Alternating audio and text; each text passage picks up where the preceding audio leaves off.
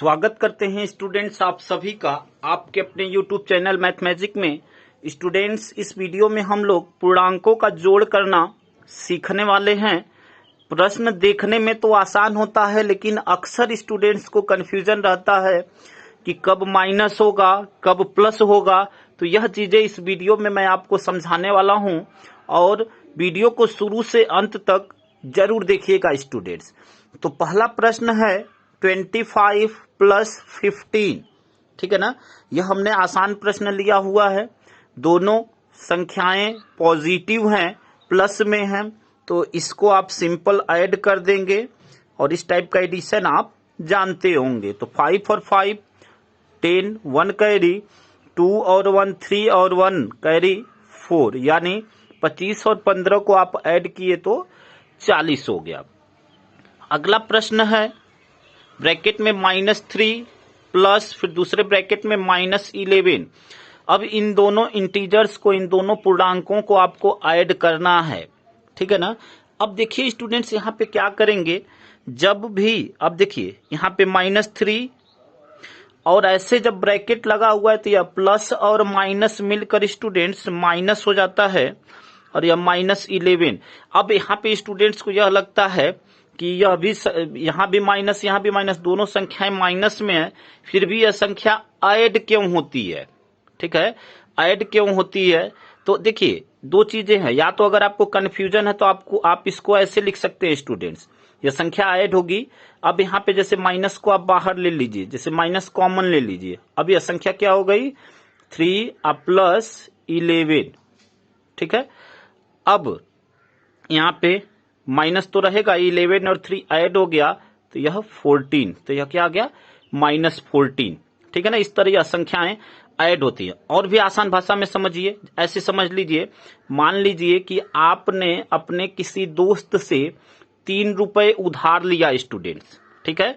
जब उधार लेंगे तो वह माइनस में, मतलब आप उसके कर्जदार हैं, ठीक है ना। तो आपने जब उधार लिया तो आप जो है निगेटिव में है, मतलब 3 रुपए आपने उधार लिया उससे, ठीक है, तो आपके पास माइनस है, ठीक है। अब फिर आपको जरूरत पड़ी, आपका काम नहीं चला, फिर आपने 11 रुपए फिर उससे उधार ले लिया, ठीक। तो अगर यह कहा जाए कि टोटल आपने उससे उधार कितना लिया, तो दोनों संख्याएं आपस में क्या होंगी स्टूडेंट्स, ऐड होंगी, और आप जो है 14 रुपए के उसके कर्जदार हैं, उधार उससे लिए हुए हैं, इसलिए संख्या जो है माइनस में है, ठीक है। उम्मीद करते हैं कि यह बातें आपको समझ में आई होंगी स्टूडेंट्स। चलते हैं स्टूडेंट्स अगले प्रश्न पे। अगला प्रश्न है 28, ठीक है ना। यह 28 और यह प्लस और यह माइनस का जब गुणा होता है स्टूडेंट्स तो माइनस हो जाता है, ठीक है। प्लस और माइनस का जब गुणा हुआ तो माइनस हो जाता है। अब 28 में से 5 गया स्टूडेंट्स तो क्या हो जाएगा 23, ठीक है। और देखिए, मान लीजिए 28 रुपए आपके किसी दोस्त के पास है, आपने उससे 5 रुपए उधार ले लिया। इतना ध्यान रखिएगा, जब भी आप उधार किसी से लेंगे तो संख्या माइनस में, ठीक है ना, क्योंकि जब भी आप कर्ज लेते हैं तो जिसके पास जो पैसा है उससे उतना कम होता है। तो आपने 5 रुपए उधार लिया तो माइनस में।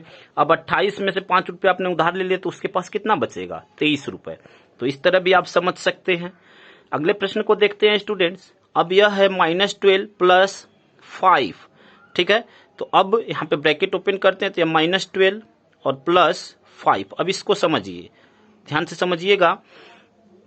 अब मान लीजिए कि आपने अपने किसी दोस्त से 12 रुपए उधार लिया, ठीक है ना, इसलिए यह माइनस है। अब 12 रुपए उधार लिया, फिर आपने जो है उसका उधार चुकता करना चाहा, उसका उधार देना चाहा, बट आपके पास एक बार में व्यवस्था नहीं हो पाई कि आप पूरा 12 रुपए एक बार में दे पाए। तो आपने उसको क्या किया, 5 रुपए दे दिया स्टूडेंट्स। जब 5 रुपए आपने वापस कर दिया तो उसका पैसा आपके पास अभी कितना बचा 7 रुपए, और अभी वह निगेटिव में ही रहेगा, ठीक है ना, अभी निगेटिव में, क्योंकि आप अभी भी उसके कर्जदार हैं, मतलब 7 रुपए देंगे अभी आप उसको, ठीक है।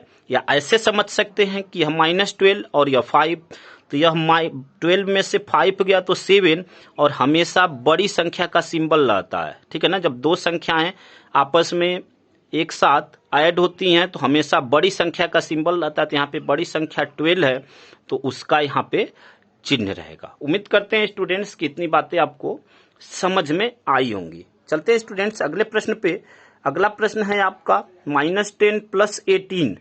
तो यहाँ पे -10 और +18। अब इसको समझिए। आपने अपने दोस्त से 10 रुपये उधार लिया। अब 10 रुपये उधार लेने के बाद उसे, ठीक है ना, 10 रुपये उधार लेने के बाद अब आपने क्या किया कि उसे कोई जरूरत पड़ी, आपने उसे 18 रुपये दे दिया। तो जब 18 रुपये दिया तो यह 10 रुपये तो कट गया, आपने एक्स्ट्रा कितना दिया और 8 रुपये। और यहाँ पे यह प्लस है तो यह प्लस में ही रहेगा, ठीक है ना। तो सिंपल यह कह सकते हैं कि बड़ी संख्या में से छोटी वाली संख्या को माइनस किए तो यहाँ पे 18 में से 10 गया तो 8 हो गया और सिंबल बड़ी संख्या का। तो जिस जैसे भी आप समझ सकते हैं उस हिसाब से आप प्रश्न को समझ सकते हैं। अब देखते हैं स्टूडेंट्स अगले प्रश्न को। अगला प्रश्न है आपका 5। अब यहाँ पे प्लस और माइनस मिलकर माइनस, ठीक है। अब देखिए अब आपका क्या हुआ, अब इसको सॉल्व करेंगे तो यह क्या होगा, 24 में से 5 गया तो 19 और सिंबल हमेशा बड़ी संख्या का, ठीक है। तो आपको जिस विधि से समझ में आया है वैसे समझ सकते हैं स्टूडेंट्स। अगर स्टूडेंट्स आप चैनल पे नए हैं और आसान से आसान चीजें चैनल के माध्यम से सीखना चाहते हैं तो एक बार चैनल को जरूर सब्सक्राइब करिए, वीडियो को लाइक करिए और दोस्तों तक शेयर करिए। धन्यवाद स्टूडेंट्स।